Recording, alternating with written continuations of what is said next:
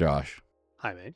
do you think AI is what you thought it was? I never knew what AI was going to be. Like, I actually feel like AI just kind of came out of nowhere, at least for me. Really? Yeah, Well, you're because much younger than I am. fair. You didn't grow up with Terminator. This was the thing. We were talking about what AI examples we had growing up. I actually have a great one for you. Oh, I think my first example of it is Alpha from Power Rangers. oh wow. Power Rangers was too young for me. Fair. But it's still a not human piece of tech that can do a lot of stuff and support the Power Rangers. It was like, I feel like that or Kit from Knight Rider. Yes. Oh my God. Okay, fine. I'm that old. But even if those examples were there, this whole era of AI that we're in right now, I feel like kind of came out of nowhere, at least for me. It did mainly because it took me a while to figure out that it's not exactly what even the most important experts in technology thought it would be. Okay.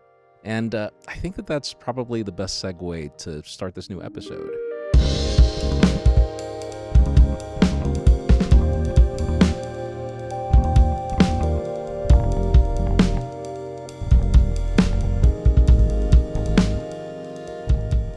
Hi, welcome to Technically There. This is a new show designed to humanize the journey of the technology that impacts us every day. The world is full of great ideas, but few people understand the struggle of building something out of nothing. We intend to tell these stories from the perspective of the people that are on the inside, pretty much living in the future. But for now, I'll let the original intro do the talking.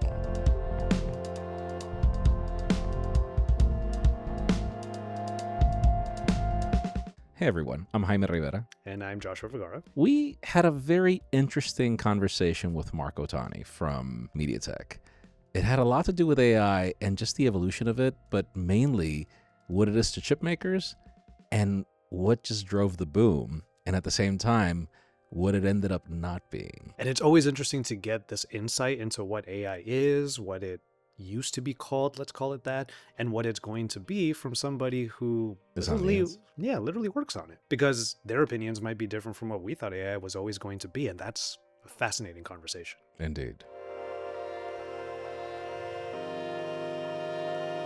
My name is Mark Odani, Vice President of Business Development and Sales in MediaTek for North America Tier 1 customers. Trained as an engineer, made my way into marketing and eventually into business development and sales over the past 15 years or so. Interesting. What's your particular engineering background? Double E, so electrical engineering. Started off with digital comm, in particular satellite communications, which has become all the rage again now. So Yeah. it's interesting. Who would have thought? Yeah, but now with all this, 5G and Wi-Fi and satellite communications, they're all based on the same stuff I studied in college. So Interesting.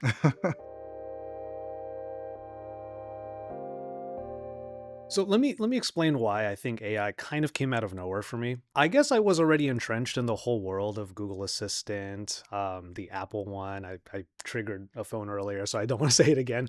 Amazon's Assistant and whatnot. And then all of a sudden there was this boom, this evolution, and going from these assistants, which is what it was called. It wasn't called artificial intelligence. The A to me was assistant, not artificial intelligence. But now we go from Google Assistant to Gemini. Now we're going to Apple Intelligence. Now we're going into Chat GPT. That all felt like it came out of nowhere around, a few years ago? And to me, it felt like an evolution that was a little bit surprising, a bit jarring. Let's use that word. It was a little jarring for me. Yes, but in your case, you were positively surprised? Overall, I would say the transition hasn't been the best, I will say. I mean, everyone is waiting for Gemini to do what they expected Google Assistant to do. And I'm glad you mentioned that because, see, I'm on the other boat where I had a lot of expectations for Microsoft Voice Command in the 2000s, which was my introduction to AI on an active device that I carried, my Pocket PC back then. Then you had the S service, which I can mention from Apple because it'll trigger these computers. That was the 2011 iPhone 4S. Then we had the Google Assistant come out with the first Pixel a little bit later, actually. if I remember correctly. It was really the Google voice recognition that there was. I think Google Assistant didn't really happen until the first Pixel. That was what, 2016? Sounds about right. It took a while. And all these products had the same problem. You had to truly understand how to prompt them in order to get whatever they could do.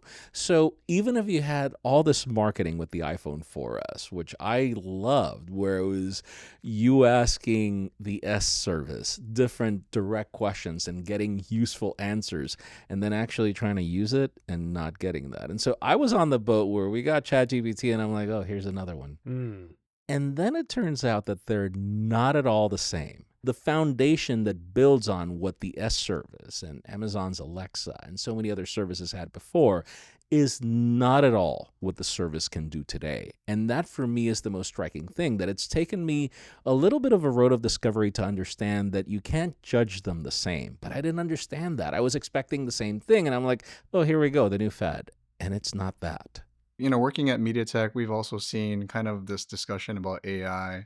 And actually, it started even a long time ago, even before the 2000s, this kind of idea that there would be some kind of computer that could think like a human and give responses like a human. At first, the AI that we were talking about maybe before 2015 was sort of pattern recognition that would drive us to change parameters in a device and to get a better outcome. For one example, like in our TV devices, right?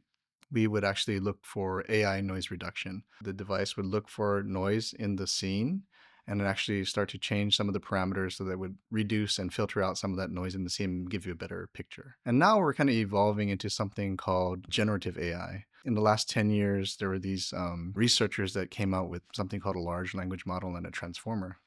And what it's doing is they would train a big neural net. Think of it as like all these synapses in your brain, but it's in a computer. And all these neural nets would have different weightings.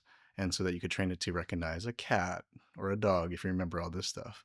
But eventually they became so powerful and they started scaling that it could actually start predicting language.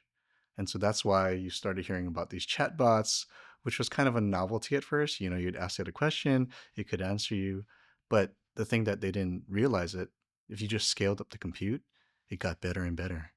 And almost to the point where now it's kind of like passing the Turing test, right? And the Turing test means, somebody who's talking to these chatbots doesn't know if that's a person, a real person, or if it's a computer. So that's kind of where we're at right now. And it's led to all these other things, from large language models where you can have a chatbot that's actually talking to you with advanced voice features, to something where like it can give you back different images just based on text, going multimodal, or even video. There's so much to unpack here. So I want to start with like one thing from the three that he kind of brought up just now. Mark is doing a great job of like kind of taking what I'm thinking and presenting it. First thing, the Turing test. There's so many examples right now of people that are getting not really tricked, but they're actually like becoming addicted to talking to these AI chatbots rather than talking to real people. Have you watched Her, the movie? I actually haven't. But I have know. not. That's going to be part of what we have to do, because I guess that movie is about that, from what I've heard. Exactly, because you can literally create a chatbot that has the personality traits that you wish you had in your, I guess, partner or friends or something like that. But it's a thing now. But people are doing it intentionally, whereas the Turing test was designed for you to be able to separate like right now, CAPTCHA, I guess, is the best rudimentary example of what the Turing test is, Sure. which is like, it's crazy how CAPTCHA is like, I'm not a human, or I am a human. And the way it knows is because a computer will directly move the mouse straight to the box Right. and click on it, where a human will drift around as you move. And that's exactly how it knows. But is that why CAPTCHA always thinks? It keeps making me do it over and over. Am I too fast? you probably are that good of a gamer, I guess. But here's the thing. I find it fascinating how AI ended up being the result of so many disciplines that weren't necessarily focused on AI. I love how Mark mentions that it started with imaging. Right. I was going to come to that next. Yeah. It turns out that it was that they were already building the capability on a television to be able to find noise and reduce it.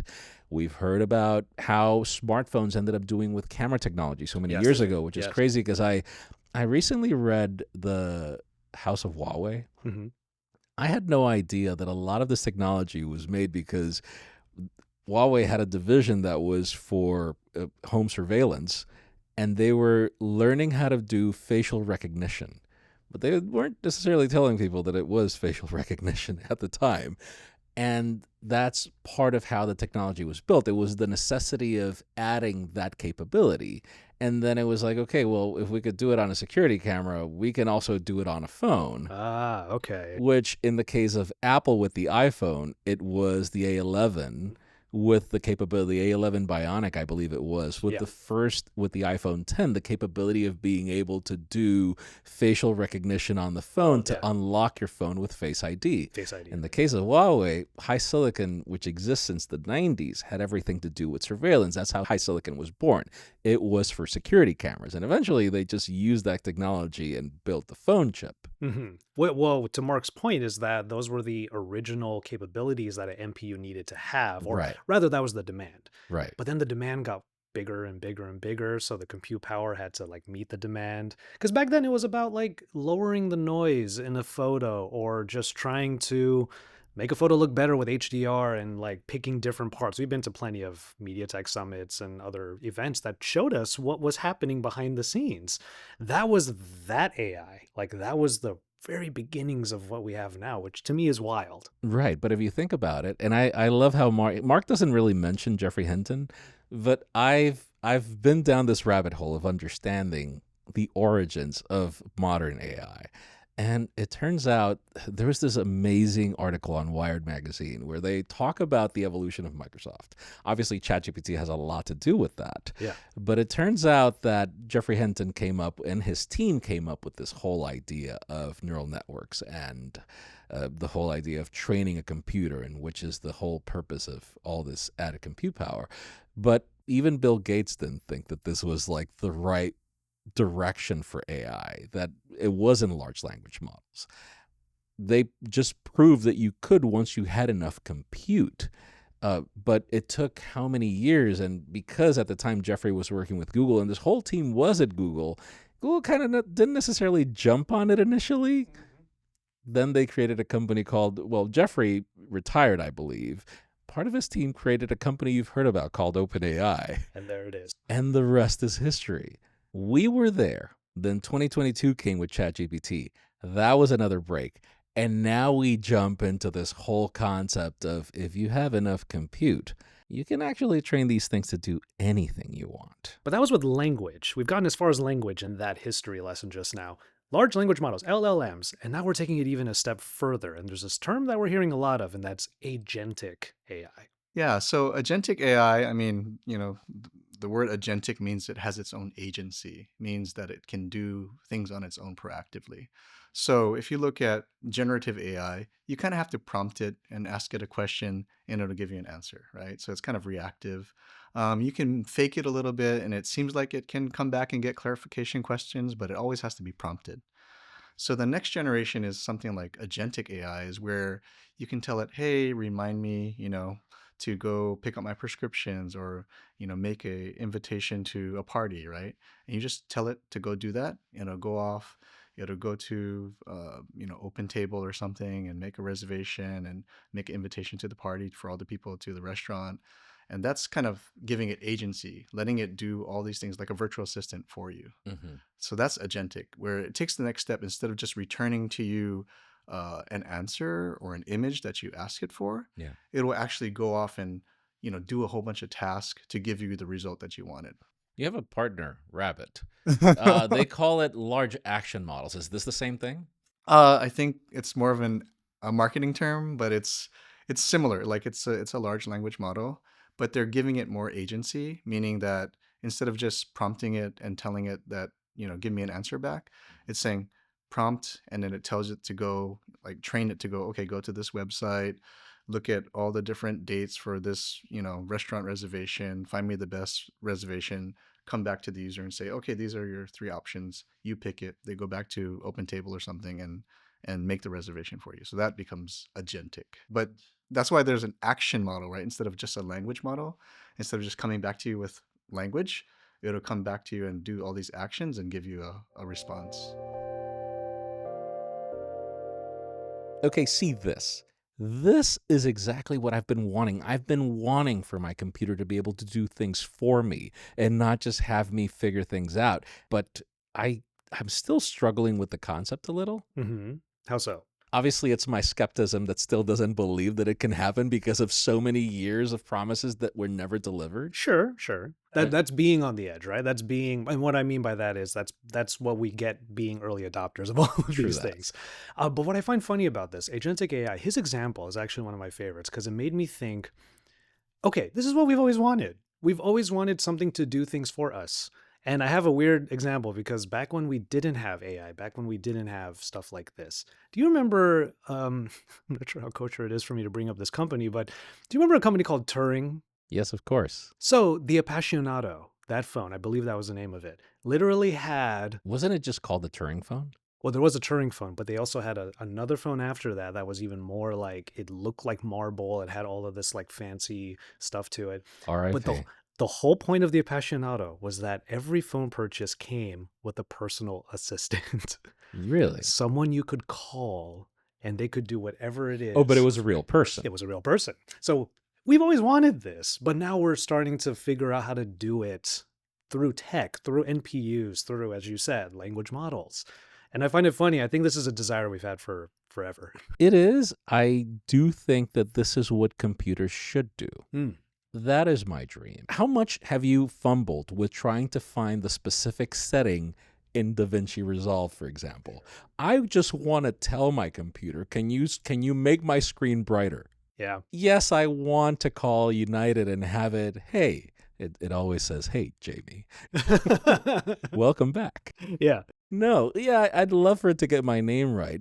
I love those services and calls, but really, I think that there would be so much more benefit if my computer, my phone, if I could just tell it, not just switch Bluetooth on or off, which we've been able to do for 10 years. Sure. No, I want it to be like, just reduce the brightness a little. It feels a little, can we set the ambiance to a little this? Hmm.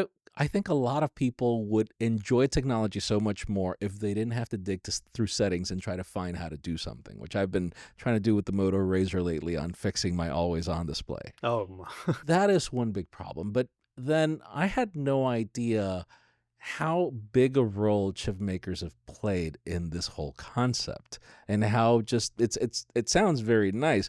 I just had no idea how much compute power we needed for this. well, you need to have all of the power in order to do all of the extra stuff that we're talking about. Well, Even if it's on device or calling Open Table or calling United, it's a lot.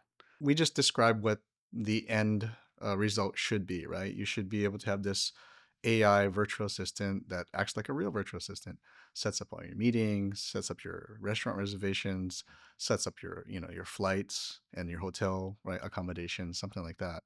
But what happens is it takes up a lot of computing power to do that. So the traditional AI where we just kind of looked at patterns and tweaked parameters, that take about 5 TOPS, 5 tera operations per second. But when we're talking about agentic AI and generative AI, we're talking about 10 times as much, 50 TOPS, right, in the AI PC, to kind of get to that point where it can start having its own agency and doing these things. So as a chip maker, on the AI edge side, we have to provide enough compute in a really small device, in a small thermal envelope to make all that happen. And also the connectivity so that whatever can't be processed on device can be processed in the cloud. And in the cloud, I mean, you have all the compute resources, you have all the power, right, that you can drive a lot more complex applications. Yeah. now would you say because chips over the past, I would say 10 years, and you pretty much answered my next question. Let me throw in a little bit of extra there. Okay. Would you say that you were pretty much prepared? I mean, the move towards giving smartphones, mobile devices, all this compute power had been happening for, I don't know how many years. Then you came out with the 9300, which I believe was the first time that you did Generative.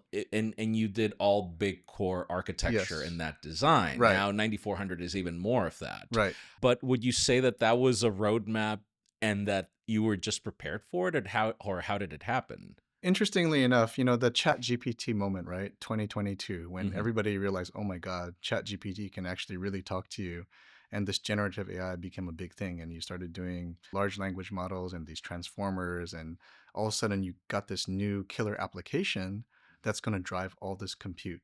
So that's why companies like, NVIDIA, you see, are going crazy now with all this GPU computing power in the cloud.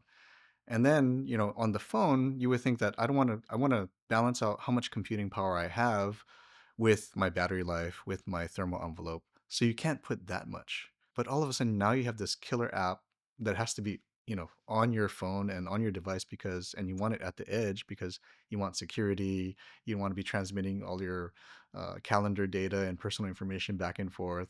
So now you have to go from 5 tops on your device, which is, a totally different processing unit, to 50 tops. So now you have to like increase that compute power by 10 times, right? In a new processing unit, right? Because we all have CPU, we have GPU, but now there's NPU, neural processing unit, just for AI. Clearly, the more that there's demand for capability, the more there's a demand for compute power. Yes. And every company, including MediaTek, had to meet that demand. I imagine that as people really want the capabilities to be better, chip makers are like, how are you going to make that happen? Well, think about all the constraints a phone has, because the phone has so many other struggles. It also has to make phone calls. It also has to help you watch your Instagram. Sure, yeah. It also has to be able to help you track yourself as you're running and also use it for Google Maps, which connects to your car.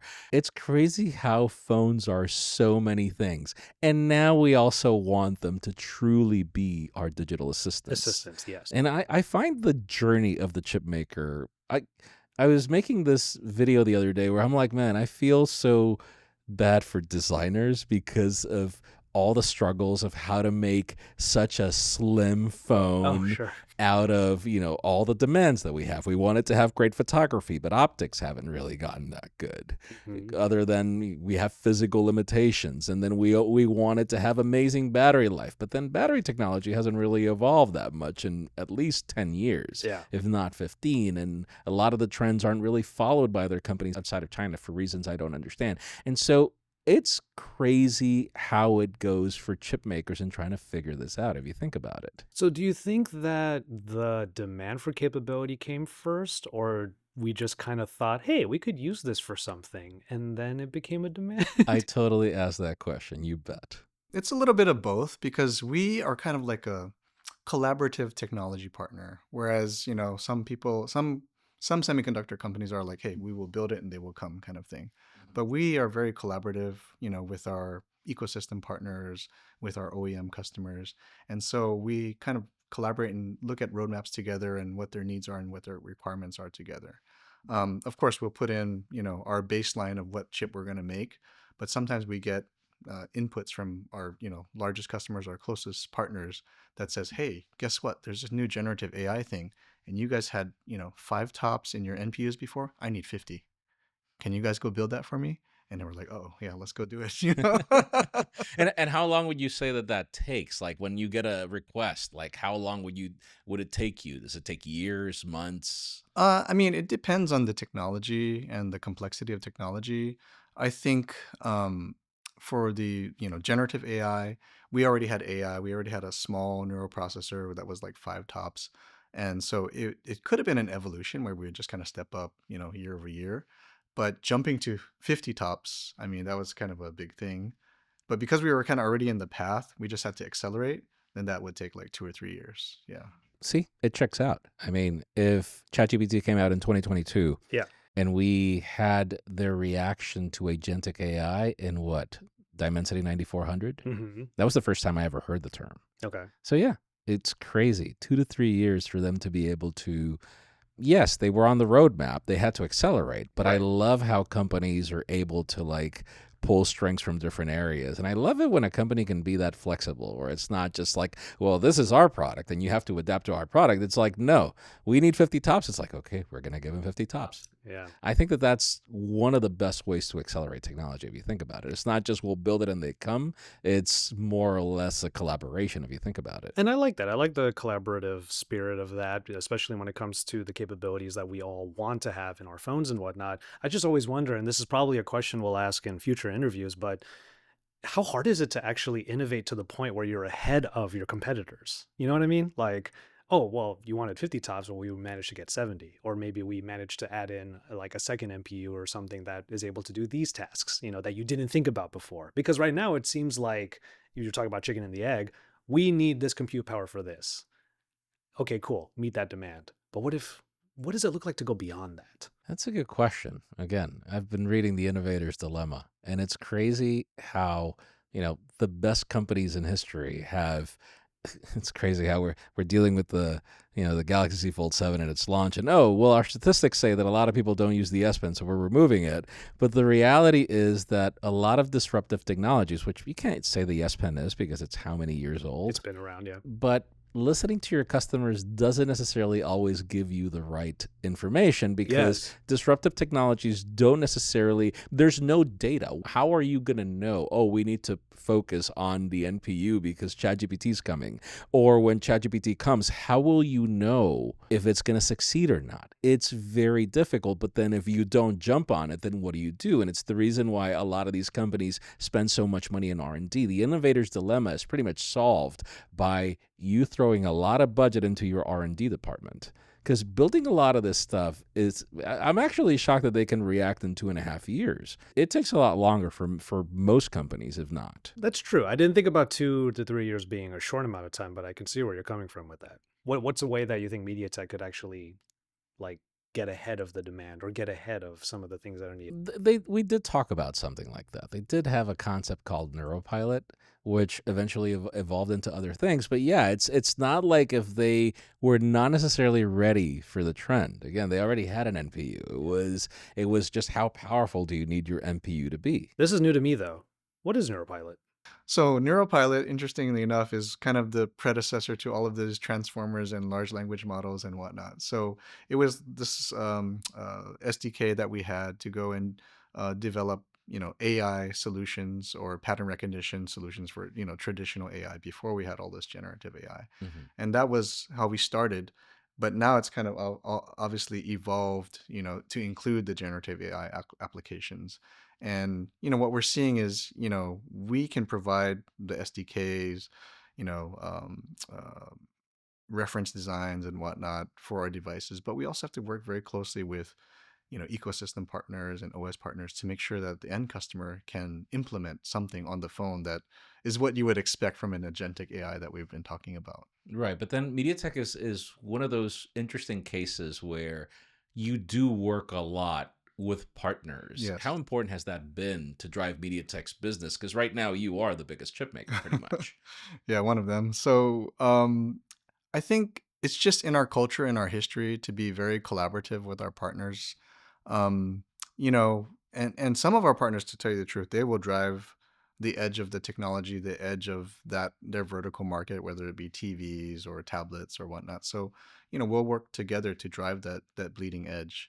And so, I mean, instead of just like building something and trying to make it the highest and the greatest, we have to find all the balances between performance, power consumption, cost, right? All of that matters. And so that we really take to heart what our partners and our customers tell us and give us feedback. Your business is actually on both ends, in my understanding. You enable both the back end and the edge, Hmm. if I understood correctly. Yes. Yeah, so MediaTek has, is well known as consumer electronics company. So everything at the edge, everything from televisions to tablets.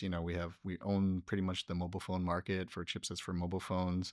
You name it, OTT streaming sticks, e-readers. We have all of that. So you could call that the edge, right?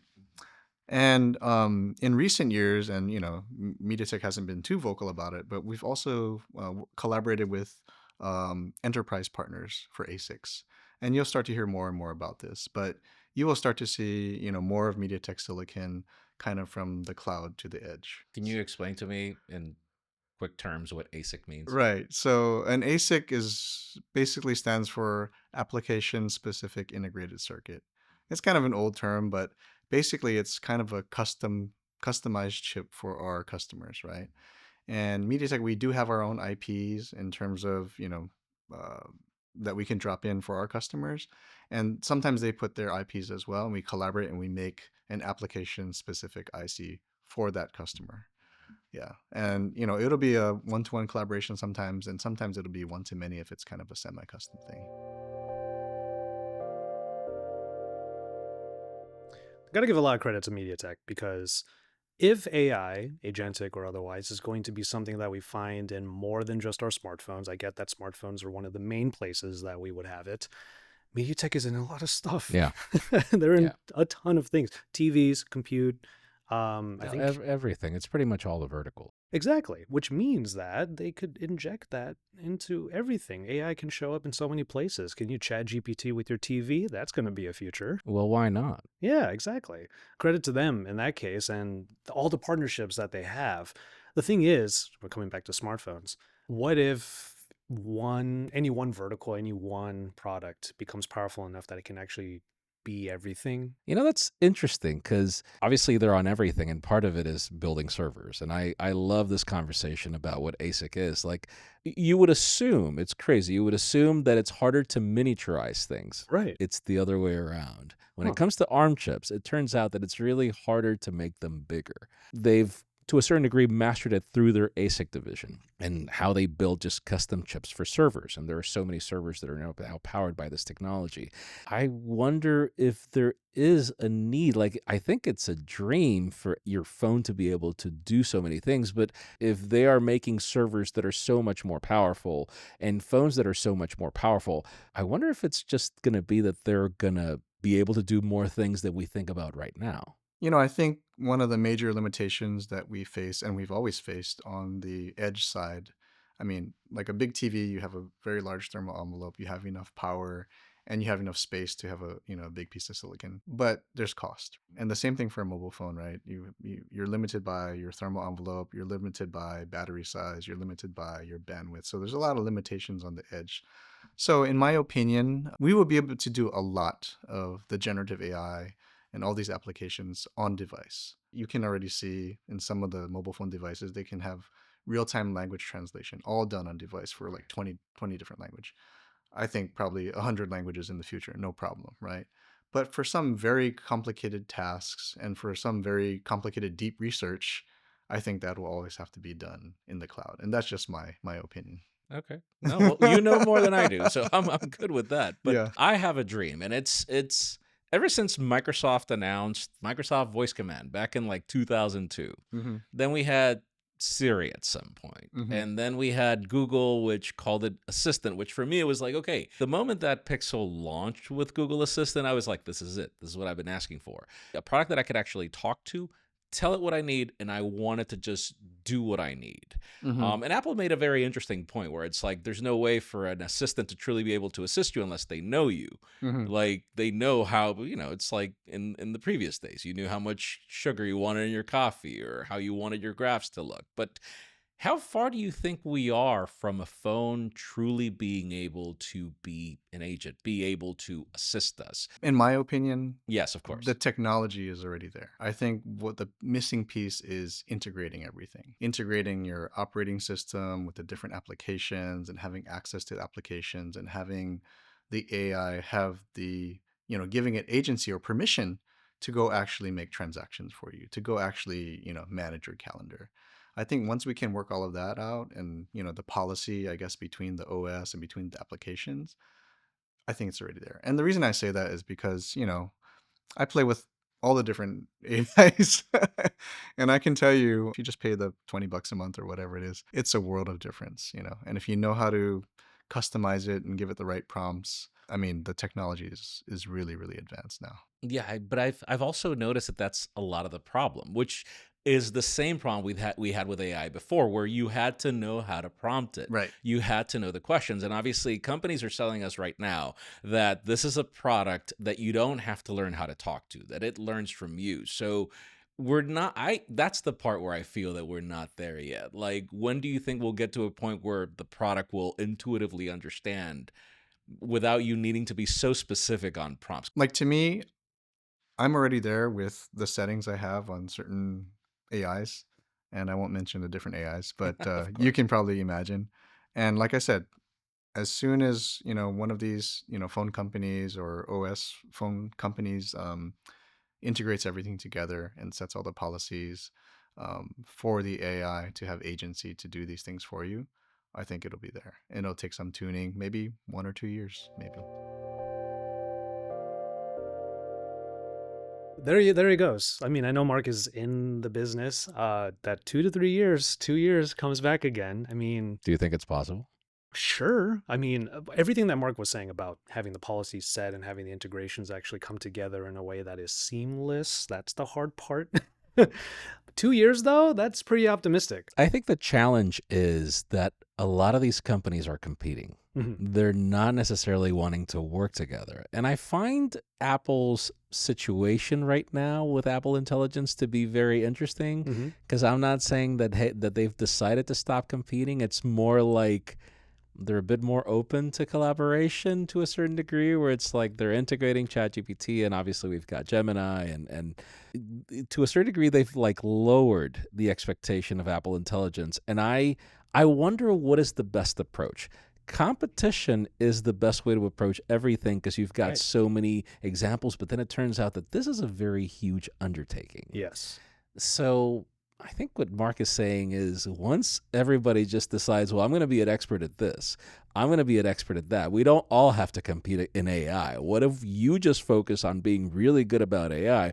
I'll focus on making the phone, which is what happened with Google Maps and Google and Apple. It's like, we'll do the phone, you do some of the software.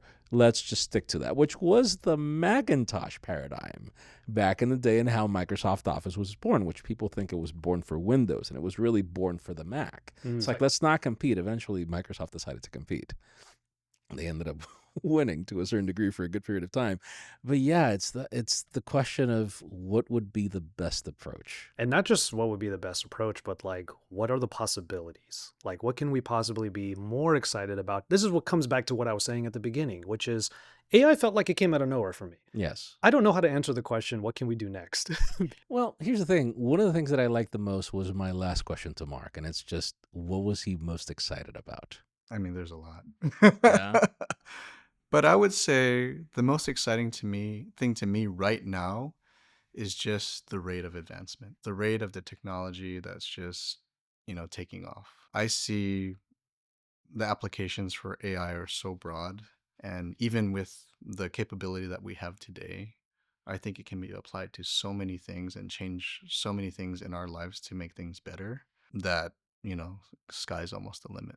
And, everything from, being your virtual assistant to being your personalized teacher for your kids, to having your own, doctor, health consultant at your fingertips anytime. I think all of that is very, very exciting, because, we only have we don't have enough people in the world to do all this stuff. True that. True that. Or skilled people in the world to do all of this stuff. And, information, knowledge is power. And having these AIs, I mean, just breaks down a lot of those walls and barriers for people to just kind of like, take off. Now, what would you tell a skeptic as a sort of optimism into, trusting what's being done? I would say typing pools. Okay. You may be too young to remember typing pools, but at one time there was no word processors or printers or anything. And, people would take dictation and shorthand, and they would bring that to a typing pool, and people would there's like hundreds of people in a typing pool at typewriters just typing things up. Interesting. Right? But when we had the word processor and the printer, all those typing pools went away. So were their jobs replaced? Yes. But are people sad that they're not typing in a typing pool as their job now? I don't think so. No. So I would say that's a hint of optimism, right? Because it can take away a lot of these mundane tasks, a lot of these actually dangerous tasks. I have a lot of friends who are law enforcement officers, and when they're going in and checking out, a scene to see if something happened, or firefighters, going into a burning building, if you can send a robot in instead of, trying to put somebody in harm's way, I think that's something to be optimistic about. I'm glad that Mark put some rudimentary examples. Mhm. For example, you have New York City. They implemented facial recognition Do you remember The Dark Knight and how in The Dark Knight Batman was able to find the Joker through Yes, sonar? sonar. Okay, well, they invested in this technology that will allow you to pinpoint where people are, I think about a decade ago, if not more. The whole gigantic wall. At least that's what I heard from a specific book. And I love how safe New York City has become.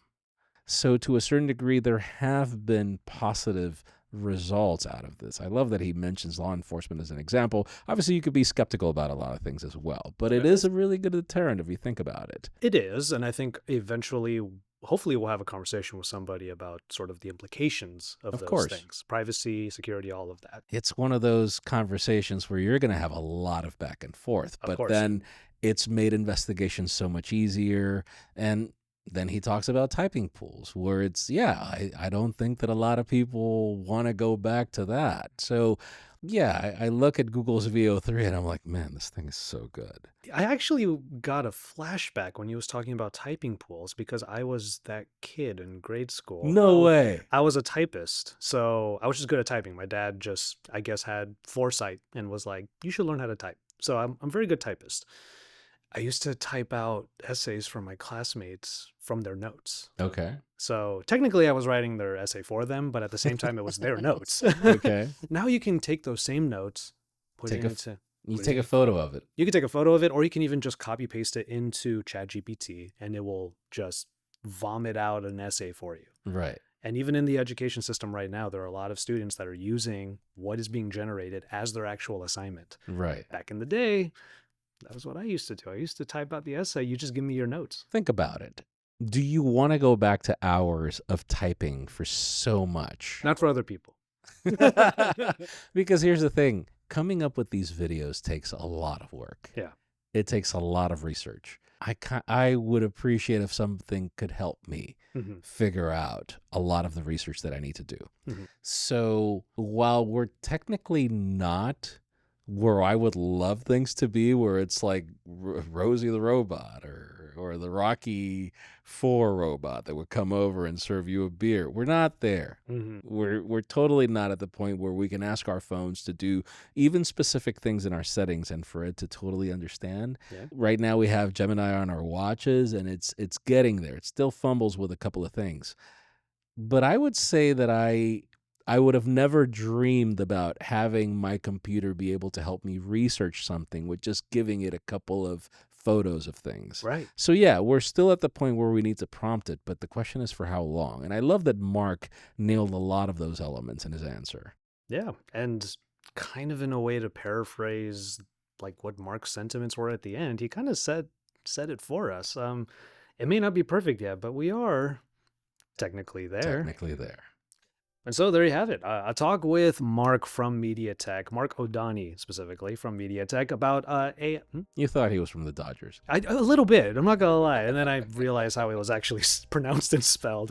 Mark, thank you so much for being on the show. We want to give a big thanks to him and, of course, to MediaTek. And this conversation around AI, there are going to be plenty of them, not just with other people in the industry, but also some of our friends to see how people actually use AI in their everyday lives. But those are obviously conversations for the future. I think the question would be, because we do have these separate interviews about AI with our friends, what will we be asking in a year from now or in 2 years from now after this conversation we had with Mark? It'll be really good. Guys, thank you so much for watching. We've got so much more to come, so stay tuned. Thank you for joining this episode of Technically There, a product of One Verb Media. We're hosted by Jaime Rivera and Joshua Vergara. Music is Chasing Waves by Carneve. Lastly, special thanks to our channel sponsor MediaTek. While they do not have a direct involvement in this project or episode, their support has been invaluable in indirectly helping us build it with the creative freedom it demands. To all of you watching and listening, thank you so much for your time. We do hope you enjoyed this episode and found it useful. See you on the next one.